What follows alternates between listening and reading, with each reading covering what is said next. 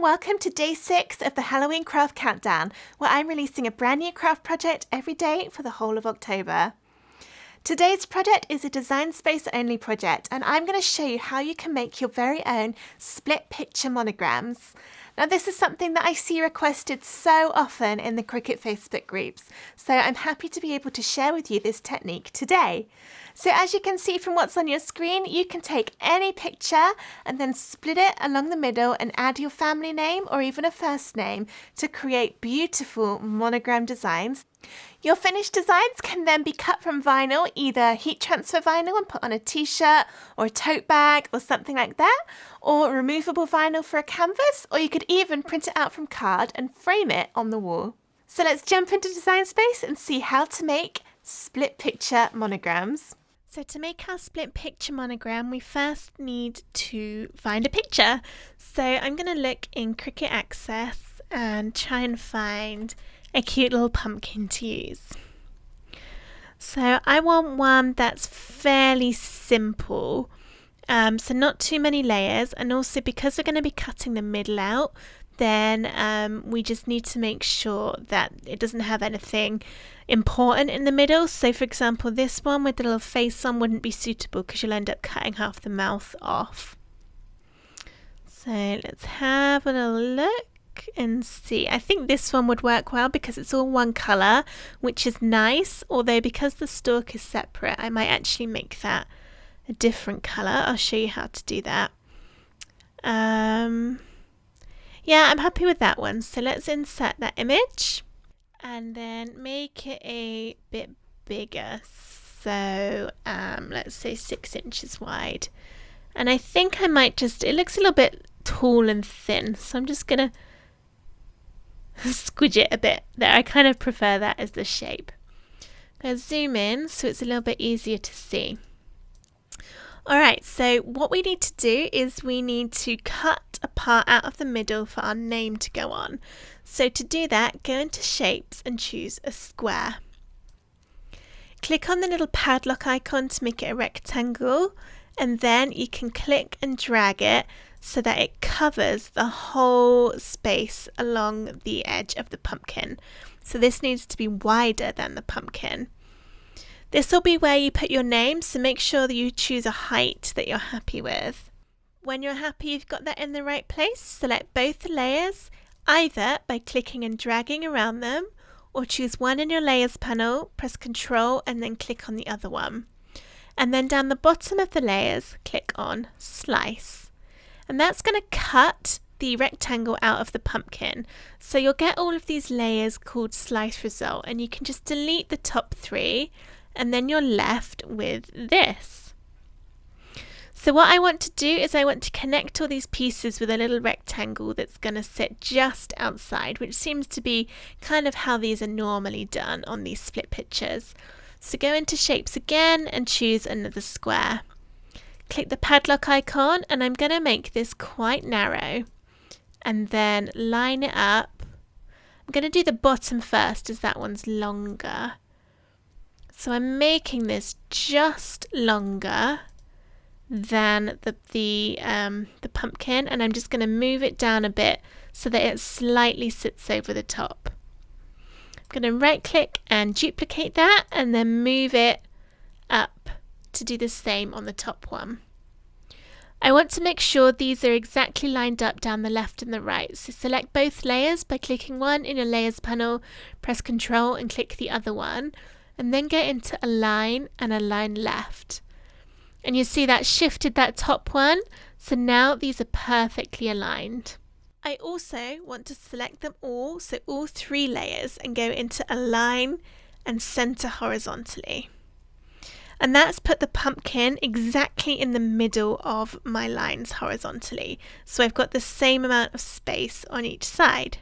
Go into both of your lines and make them the same colour as the pumpkin, and then select all of your layers, go down to the bottom of the layers panel and press Weld.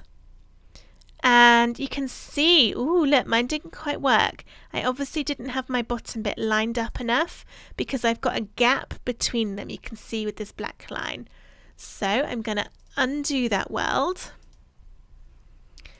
find my bottom and just, oops, move it down a little bit more so it's definitely covering the pumpkin.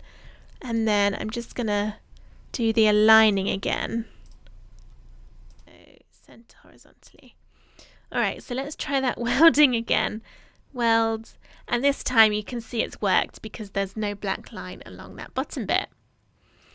Okay, so now I can just go into the text tool and add in my name. Let's go for Elizabeth. I want this to be a nice script font, so I'm going to select the word and go into the fonts drop down. I'm going to click system so that I'm just looking at the fonts on my computer because I know I've got quite a lot of script fonts, and just have a little look down and find one that I want to use. So you don't want to choose one that's too thin, otherwise it'll be really hard to cut out with the Cricut machine. So maybe that one. I think that's probably quite a good width. So this font was called Blankton Script. That's quite hard to say. I'll try and find a link to it to put in the description of this video. So what Design Space does is it adds all these horrible gaps between the letters. We don't want that because it looks really messy and it's hard to read. So to get rid of those gaps, you can click on the layer and then press Ungroup at the top of the Layers panel. And now each letter is on its own individual layer. So you can just click and drag them to make sure those letters are going to touch. Not quite sure how that Z is supposed to join. Let's just put it there.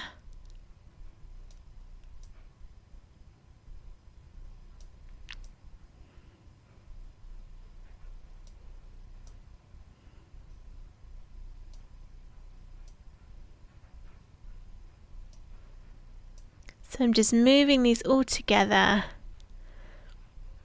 so that they are a lot closer, which is how the font is supposed to be.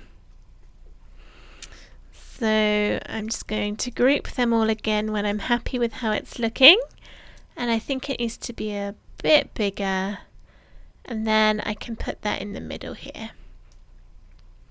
So now that I've got all my letters, I'm going to go down the bottom and weld them, and this is important because if you don't do that, it will still cut them all out as separate parts, and we want it all to be one. So there we go. If when you weld it fills in the middle of the letters, sometimes it fills in like the middle of the E for example, then undo the weld by pressing the undo button in the top. Zoom out a lot, select all of your letters and make your word really big, and then press weld again. And this time it shouldn't fill in the middles. So if you're having that problem, that's an easy way to fix it. And then you can just make it smaller again to fit in the middle of your pumpkin. Okay, so I want to make sure this is exactly in the middle. So I'm going to choose both layers, go into Align and Center Horizontally. And now that word Elizabeth is perfectly aligned in my pumpkin. So I'm going to change the colour of this to a green, and then I think I want my stalk on my pumpkin to be green as well. So to do that, go into the pumpkin, so click on your pumpkin layer and then right click on it and press duplicate to make a copy. I want these to be perfectly aligned, so choose both pumpkin layers and go into Align and then Center, and it will put one exactly on top of the other one. I'm going to change this top one to green, and then I can click on it, go into Contour down the bottom right and click on the bits that I want to remain orange. And now when I close out of there, you can see I've got a green stalk but the pumpkin is orange. I've not quite finished yet though, because if I hide that layer you can see the orange still has the stalk. So click onto the orange layer, go into Contour and click to remove the stalk, and then don't forget to turn that stalk layer back on. So there you go. That was a really quick and easy way to make your own split picture monograms with names through the middle. So you can do this with any image. It does not have to be a pumpkin. You could do whatever you want, and you can put whatever name you want in there too. So for example, you could put in a surname if you were making perhaps a door sign or something like that. I hope you've enjoyed this Design Space tutorial. If you have, please give it a thumbs up and subscribe to my YouTube channel for loads more Cricut craft tutorials. I'm doing a new craft project every day for the whole of October, so be sure to check that out for loads more Halloween crafts. Thank you for watching.